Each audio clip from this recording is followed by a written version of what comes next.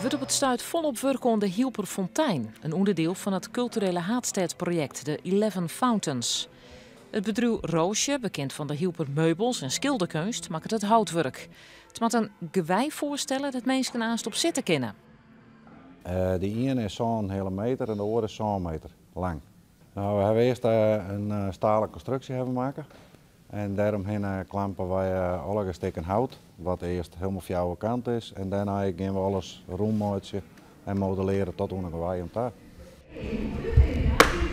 Het is een soort naaldhout en het is behandelen en dat nemen ze Accoya. In snits hebben ze er eigenlijk een rik van maken. Die boven de ring van snits zitten ze maar als naar jouw daar is. Daar is hetzelfde houtsoort als de brut. De fontein is inspireren door het oude stadswapen van Hielpen en komt hier midden in het stadsje te staan.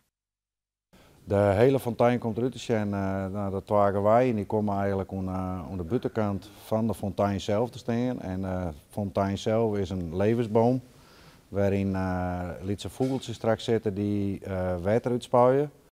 En deze vogeltjes hebben weer een link met het Hielper schilderwerk. De ontwerpster uit China die hier kwam is in 2016 om te zien wat de Hielper cultuur dus eigenlijk inhoudt. Het je er hielp in, het zich de cultuur wat eigen maken. Ben je ik toen bij mij boven hier in het atelier geweest, heb mij zien schilderen. En zij is toch wel inspireren, want in het schilderwerk waar ik mee bezig ben zit onder andere een vogeltje. Dat is de paradijsvogel. En dat lietse vogeltje dat komt straks weer om in een levensboom.